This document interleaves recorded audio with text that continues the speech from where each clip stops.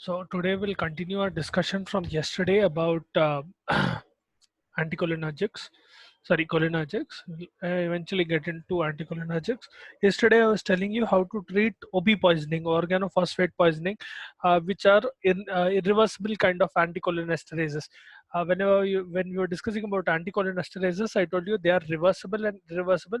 Two kinds of anticholinesterases. The reversible being neostigmine, physostigmine, and they will reversibly bind to the receptor to the enzyme cholinesterase, and they will unbind after a while. Okay, irreversible will either not come out altogether, or they will take a very long time to come out.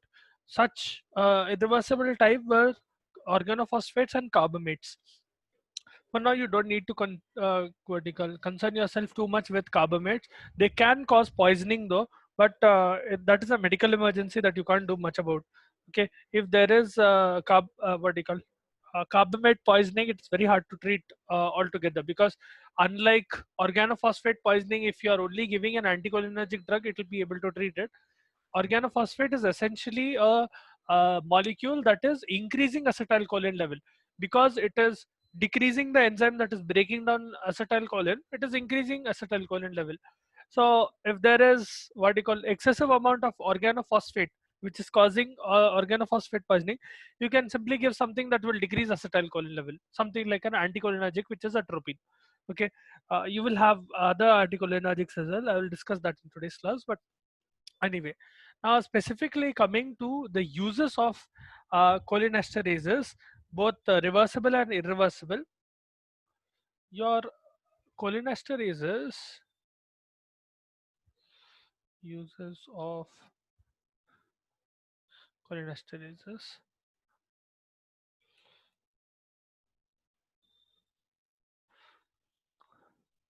Okay, firstly we'll discuss about the reversible kind.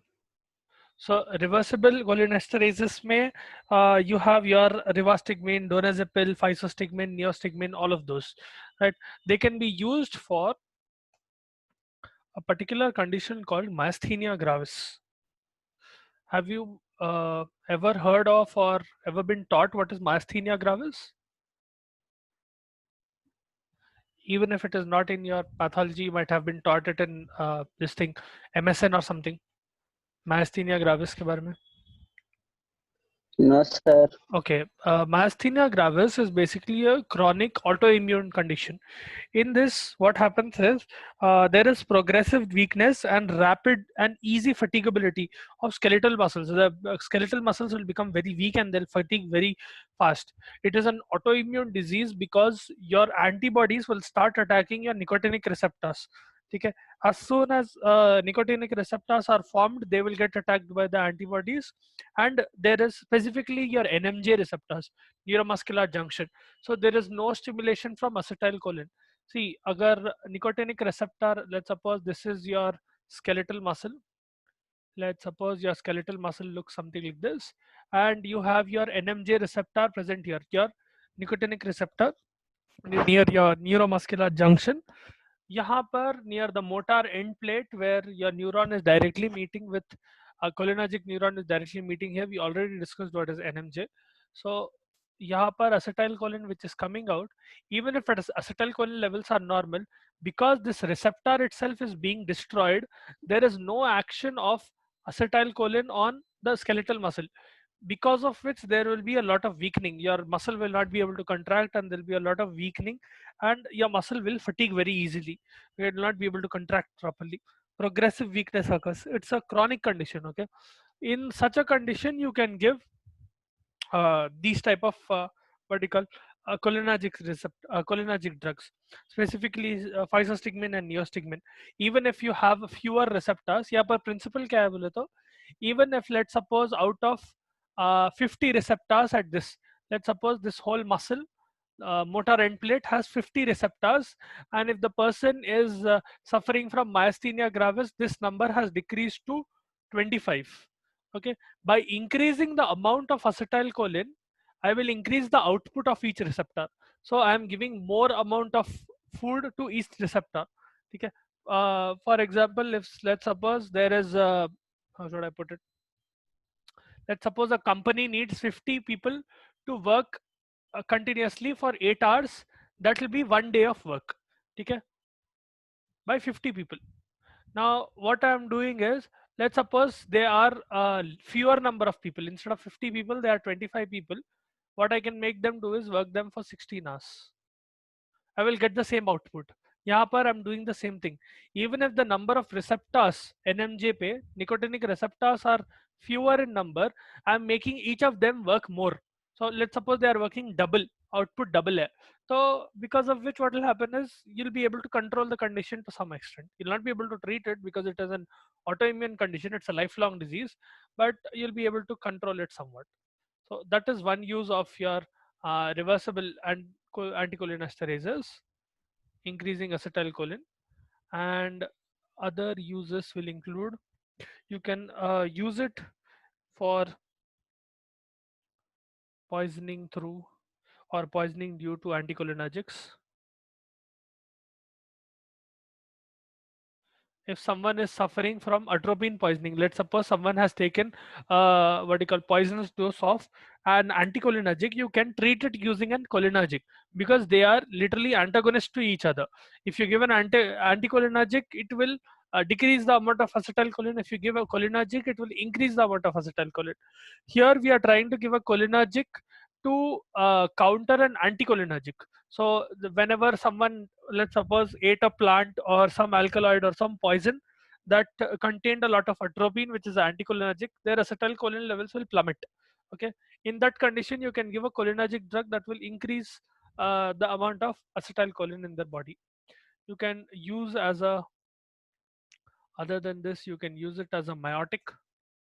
So an agent that will cause pupil constriction, it will cause meiosis.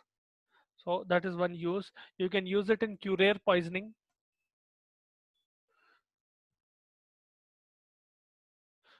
Curer is also a kind of anticholinergic agent that can make the a person almost like paralyzed. Okay, in that condition, you can give hydrophonium, very helpful. Okay, uh, uh, but it is less effective than neostigmine. It will act very fast, hydrophonium, but it will not be as effective as neostigmine. If you are able to stabilize the patient using hydrophonium, later on you can give them neostigmine, both of whom are reversible what do you call cholinergics. All right, then you can also use it for cobra bite.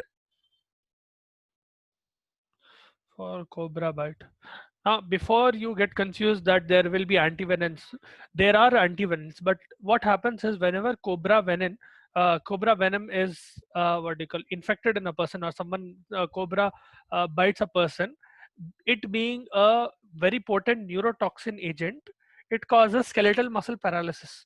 And at one point of time, what can happen is, before you are able to administer the antivenom, and even after administering the antivenom, before it can take its function, or before it can perform its function, the patient might undergo respiratory paralysis, because there is skeletal muscle paralysis. Whenever a cobra is biting a person, there will be skeletal muscle paralysis.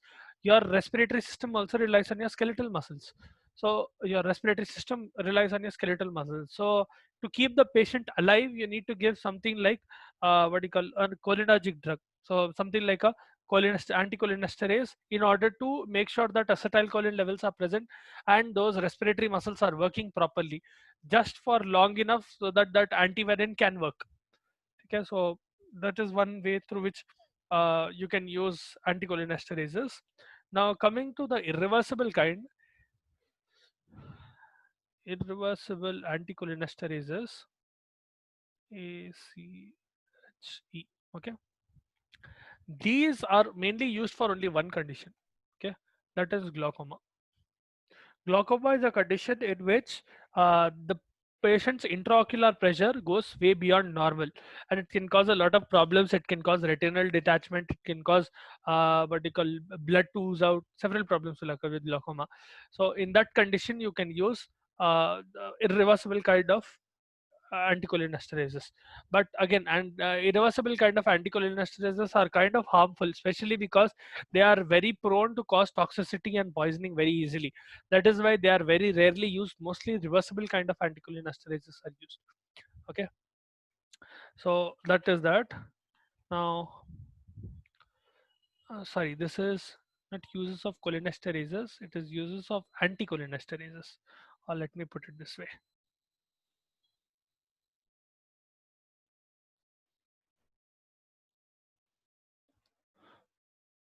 Uses of anticholinesterases. Okay. Cholinesterase will decrease acetylcholine level. We are talking about anticholinesterases. Now, coming to your anticholinergic drugs, we already discussed what is organophosphate poisoning. Organophosphate poisoning basically occurs when someone has ingested directly or indirectly a lot of organophosphate, which is a irreversible kind of what do you call cholinergic drug, meaning there will be a lot of acetylcholine present in the patient and they might die because of a certain type of paralysis. Okay, in that condition you can give atropine or you can give pralidoxim, both of whom are anticholinergic drugs. They will bind to either muscarinic. Now atropine will block muscarinic receptors and it will reverse muscarinic symptoms. If it is pralidoxim, it will bind to cholinesterase, or what do you call, organophosphate complex, and it will release that enzyme. Okay, uh, op or organophosphate will, let's suppose this is your cholinesterase enzyme. Okay, your op will bind very very tightly to this enzyme, not a, but it will be very hard to remove this. In that condition you can give something like pralidoxim. Okay, what pralidoxim will do is it will break this bond. So initially if this bond is present, it will break this bond. Pralidoxim will do that. Whenever this bond is broken, organophosphate comes out and that enzyme is usable again. Okay, this will cause degradation of acetylcholine and it will lower acetylcholine all over your body, essentially countering the effects of your organophosphate. Okay, now coming to cholinergic drugs, sorry, anticholinergic drugs. Anticholinergic drugs are those drugs, as the name suggests, that decreases the amount of acetylcholine that is present in a person's body. So there are a few ways of classifying it. There are two important ways that are mentioned for you at least. Now I can classify them based on their effect. For example, I know, and I hope that you remember as well, acetylcholine works through two main receptors, which are muscarinic and nicotinic. So I can classify them in one way where they are either muscarinic receptors or nicotinic receptors, receptor blockers, meaning, uh, so you have muscarinic receptor blockers. Okay, please don't confuse between anticholinergics and cholinergics. Anticholinergics are drugs that will decrease acetylcholine level. Cholinergics are those drugs that will increase acetylcholine levels. Anticholinesterases will come under cholinergics. They will indirectly increase the amount of acetylcholine. And nicotinic receptor blockers, okay, both of whom will decrease, they will not exactly decrease the amount of acetylcholine, but they will decrease the function of acetylcholine. So you know, any enzyme or any neurotransmitter needs one particular receptor where it can attach and elicit a function. ठीक है, यहाँ पर function आने के लिए you need this attachment of a neurotransmitter with this receptor. What your anticholinergic will do is it will block this receptor. Now, your receptors being muscarinic and nicotinic type, your drugs will also be muscarinic and nicotinic type. That is one way of classifying it. Okay, I'll tell you the other way of classifying it, that is based on its origin. But mainly muscarinic receptor blockers में आता आपका atropine, very standard drug, atropine and scopolamine. ठीक है, scopolamine, I'm sure you must have heard about scopolamine patches. It is generally used for hyoscine, and scopolamine patches are used for people who have travel sickness. ठीक है, you put it behind your ear, and for the duration that they are traveling, they'll not feel nauseated and they will not have travel sickness. Some people, what happens is they will have nausea and they will not be able to travel in certain vehicles, especially in buses or in closed confined spaces. They will not be able to travel very easily and they'll have a lot of stuffiness. In those people you can give scopolamine, okay, to avoid travel sickness. Then you have nicotinic receptors. Yeah, muscarinic receptors blockers will block all the three, M1, M1, M2 and M3. Nicotinic receptor blockers can again be classified into NM blockers and basically NMJ blockers and ganglionic blockers. rather than putting it like this. They can be NMJ blockers and it can be ganglionic blockers, meaning they are working on the what do you call autonomic ganglion, or they are working on the neuromuscular junction. NMJ blockers will include tubocurarine and pancuronium. Tubocurarine and ganglionic blockers will include trimethophan. Okay, I'm trying to limit the number of examples because you'll have another classification and you'll have to memorize that as well. फिर confusion होता तुम लोगों को. These many are enough.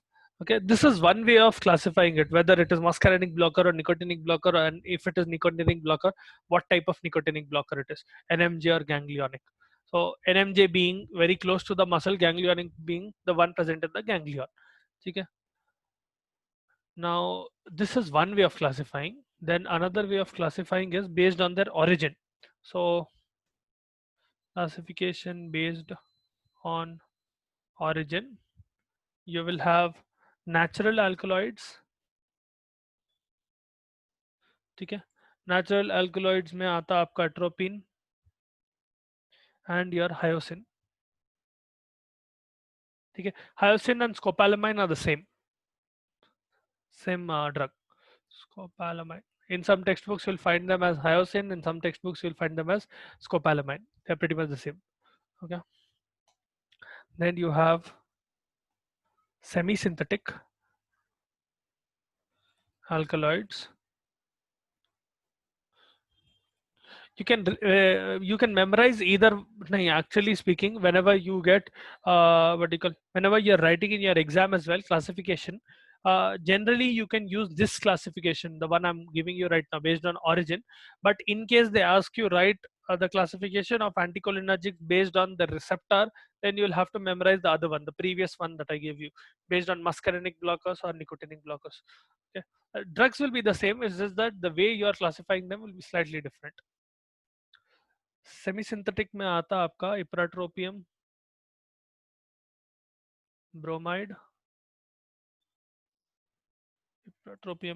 And tiotropium.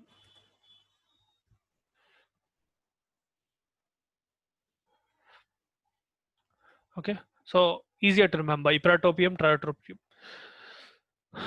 Then you have completely synthetic ones. Now synthetic substitutes will have several of their own subclasses. For example, based on the use it will change. Synthetic substitutes will include mydriatics. See, whenever we talk about the uses of these, it will be exactly opposite to cholinergic. So if you try to remember one of them, the other will be exactly opposite. Anticholinergic effects will be the exact opposite of what cholinergic system will do. Okay, or at least mostly opposite. So if you remember acetylcholine, which was causing meiosis, this fellow will cause mydriasis. Okay, pupil dilation. So you have mydriatics, which will include cyclopentolate and eucatropine. Okay, दो drugs बस है, फिर again confusion होता. Then you have antispasmodics. Okay, antispasmodics are those drugs that will they will control your spasms. If someone is having a spasm, those will be controlled. These are basically anti-secretory drugs. They will include your tilenzapine. They will include glycopyrrolate.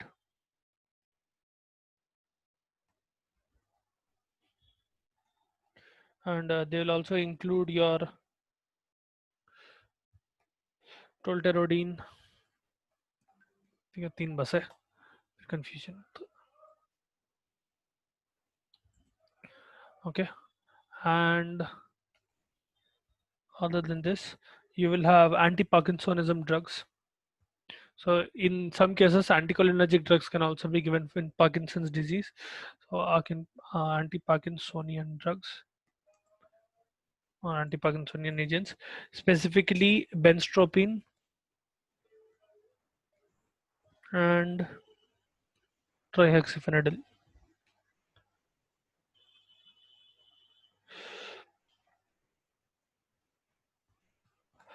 Okay.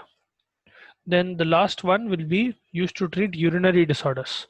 So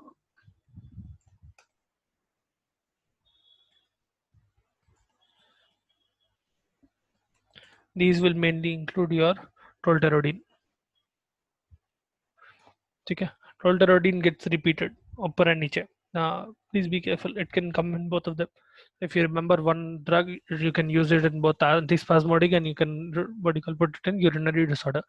This is the classification based on their origin: natural, semi-synthetic, and synthetic. Mechanism of action of all of them will be the same. Okay, all of them will what they call block either muscarinic receptors. The previous classification I gave you, that was based on mechanism of action. They will either block muscarinic receptors or they will block nicotinic receptors. Again, in nicotinic receptors they can either block NMJ or they can block ganglionic receptors. Okay, you don't need to go into more depth than this. Again, you'll get confusion because these names are kind of funny and it will be harder for you to remember later on. uh, this is one of the main reasons why I'm telling you, stressing again and again, please make sure that you read, or else this will go through puff बोल के उड़ जाता दिमाग में से. Okay, as this pharmacology is not exactly easy, I don't know, I'm not sure whether if some student finds it easy, that is well and good for them, but please don't take it lightly. Okay. Now actions of specifically your main drug atropine. If we talk about a standard drug of this class, anticholinergics will be atropine. Okay, that is the ideal kind of anticholinergic. This will bind to your muscarinic receptor and bind and block the effect of acetylcholine. Meaning, even if acetylcholine is present, you will not get any cholinergic effect. So, without, let's suppose I have a door and I have a key. Okay, let's suppose this is a key. Hello. Let's suppose this is a key. But what is happening is, whatever lock I'm trying to pick, let's suppose I'm trying to open this lock is jammed by something. Okay, let's suppose this lock is jammed by something, and because of this blockage this key is not able to fit in. That is essentially what is happening here in anticholinergics. Even though your acetylcholine levels are normal, this represents your acetylcholine levels. The receptor that is necessary to accept acetylcholine, that is being blocked. That is done by your atropine. Okay, that will block the effects of acetylcholine. Any effect of acetylcholine will not pass through, simply because it is not able to attach to the receptors, and any other cholinergic agents that you give as well. So all the cholinergic drugs that you read about is pehle that we studied, those drugs, in case you have given a higher dose of those, or they are what do you call, if a patient has been poisoned by a cholinergic agent, you can directly give an anticholinergic agent which will immediately stop the effect of cholinergic drug by stopping this receptor. Okay, they are competitive antagonists. Okay, and they will cause reversible kind of antagonism.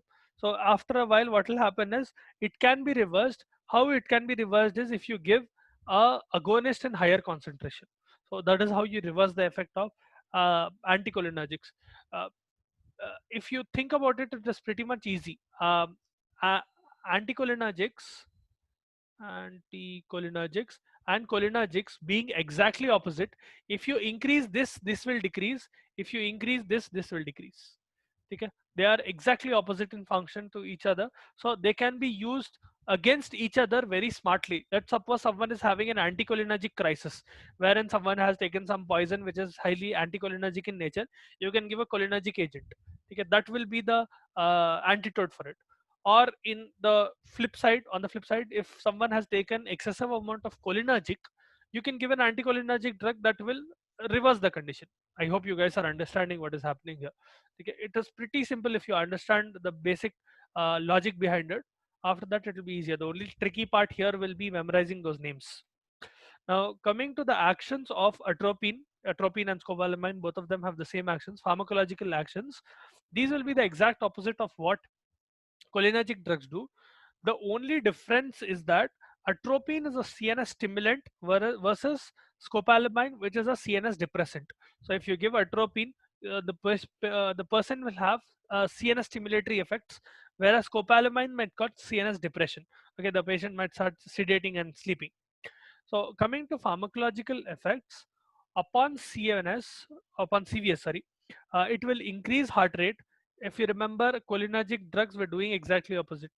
This fellow, anticholinergic drugs will increase heart rate in large doses. They will cause vasodilation, and in turn they will cause hypotension. So if you give a normal dose of atropine, it will cause, let me just write it down, it will be easier for you to put it into picture. Atropine's pharmacological effects.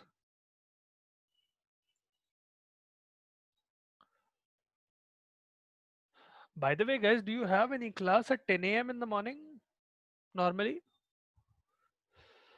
No, sir. कोई class नहीं है क्योंकि अपने को बहुत portion cover करना है. Your B1 portion is almost done. I have a one more class for post BSc, so we can what do you call, start taking, I can start taking another class at 10 so that we can finish pharmacology and pathology. Initially when we were you were attending college, at that point of time I was taking two classes, right? So we were going at a considerable pace. After this lockdown we are taking alternative days, or there's a lot of portion to cover in both of them. So I'd like to take two classes. तुम लोग सुबह में, I'll talk to Majid sir or someone and try to take two classes, okay? So be ready. Maybe in a couple of days I'll start pathology and pharmacology. Subah mein pathology, afternoon mein pharmacology, or whatever you find easy. Okay. Coming to CVS, this fellow increases heart rate. Increases heart rate at large doses. It will cause vasodilation. Because of vasodilation, ultimately hypertension occurs. Okay. Because it is non-specific, it will cause vasodilation all over your body, because of which hypertension occurs. Hypotension, okay? Please be careful. Other than that, coming to endocrine secretions, all secretions are reduced. So all endocrine secretions are reduced. If you remember, acetylcholine has the opposite effect, or any cholinergic drug has the opposite effect. It will cause all the secretions of your body to increase. You will start forming more tears, you will have more salivation, your gastric content, your gastric secretions will increase. Anticholinergic drugs will do exactly opposite. Okay, because of which this fellow will decrease salivation. Okay, these are also called anti-sialagogue. Okay, so anti-sialagogues are those drugs that will decrease salivation. Okay, so anti-sialagogue effect hota, patient will ultimately have dry mouth because of this. Okay, and it will be difficult to swallow. If saliva nahi hai to it will be difficult to swallow and eat food in general. On your eye, it will cause local atropine administration literally will cause mydriasis, pupil dilation. Okay, because ciliary muscles are paralyzed, causing cycloplegia. Sometimes these drugs are also used as cycloplegics. If you want to perform some eye surgery, if you want to perform what you call treat some condition in your eye, you generally administer an anticholinergic agent which will cause pupil dilation, and it will cause, depending on what you are trying to do, you will either give a cholinergic agent or you will give a anticholinergic agent. One problem is that if you are giving a cholinergic agent, this mydriasis may cause what you call blockage of aqueous humor drainage. So aqueous humor might start getting accumulated. Because there is mydriasis, let's suppose someone is susceptible to glaucoma, this mydriasis in turn can cause what do you call, it can block aqueous humor drainage.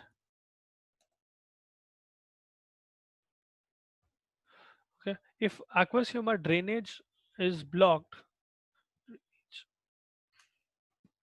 yeah, if this is blocked, what will happen is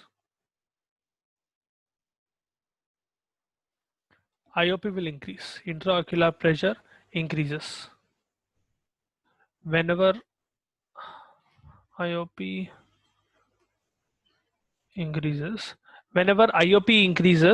this can cause glaucoma in turn.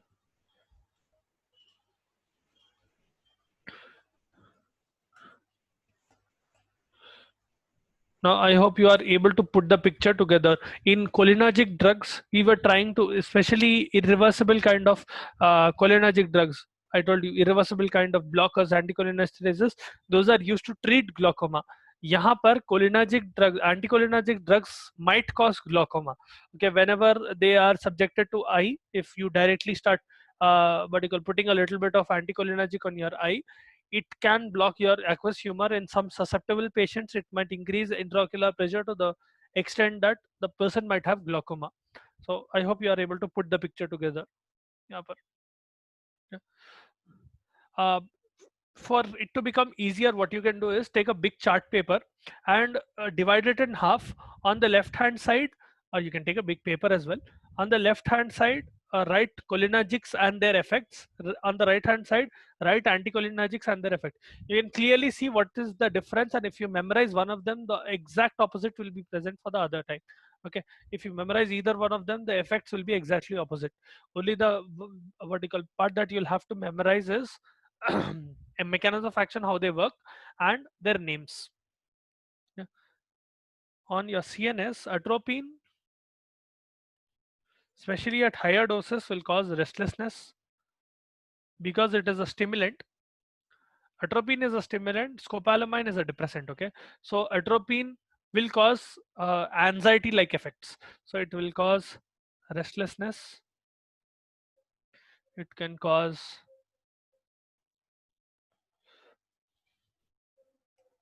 disorientation,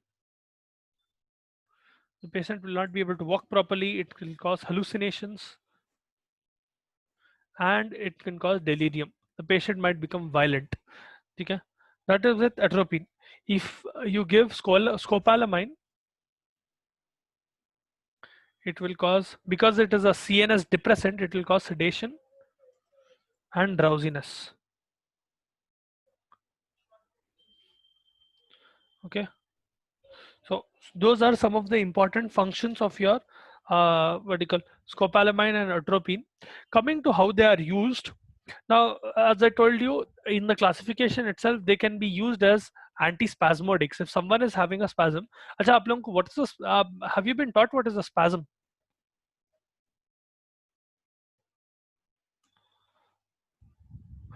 Have you been taught myology में या कहीं ना कहीं आप लोगों को, have you ever been taught what is a muscle spasm?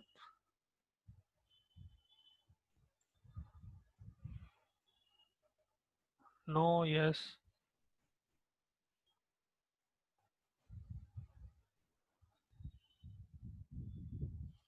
See, I'm asking because before understanding antispasmodic, you need to know what is spasm.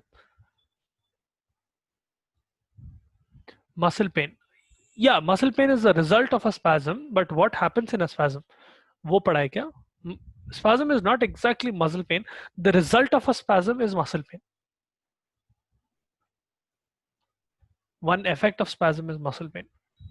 Spasms are basically involuntary, uncontrollable contractions of your what do you call, skeletal muscles. They are generally transient, meaning your muscle will become very tender, and what will happen is, if as soon as you touch, there'll be a sharp shooting pain, and they'll be continuously in a state where they are contracted and they are slightly loosening up, and then again they'll contract, but the muscle will become very tense. That is a spasm. This generally happens with impact. Okay, if someone क्या बोलते has fallen down in a very odd angle, or let's suppose they have been hit, ठीक है, that muscle generally big muscles में होते वो, या तो back muscles में बहुत common है.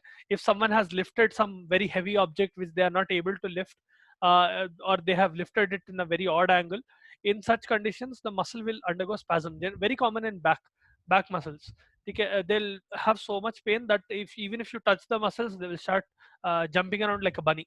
Okay, those are spasms. So in this condition, you can give your anticholinergics as a antispasmodic drug. Those spasms are essentially occurring because there is excessive amount of inflammation there, and there is excessive amount of cholinergic effect there. There's a lot of effect of acetylcholine. If you're able to give something that is decreasing the amount of acetylcholine, you'll be able to dissipate the spasm a little bit. Okay. So you can use it in antispasmodic. This is not just in muscle, it will also occur in diarrhea.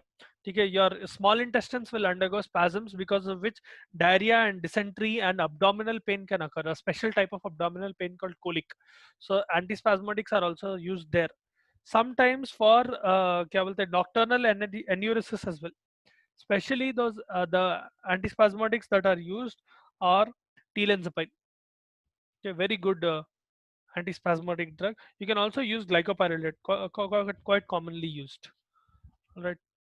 Then you can use them as mydriatics and cycloplegics. If you are trying to cause mydriasis, pupil dilation, you can use uh, tropicamide, you can use cyclopentolate, you can use eucatropium. You can use it in organophosphate poisoning. Any effect where cholinergic effect is very high, you can use anticholinergic, specifically these drugs in them. You can use scopolamine in motion sickness, very good in motion sickness.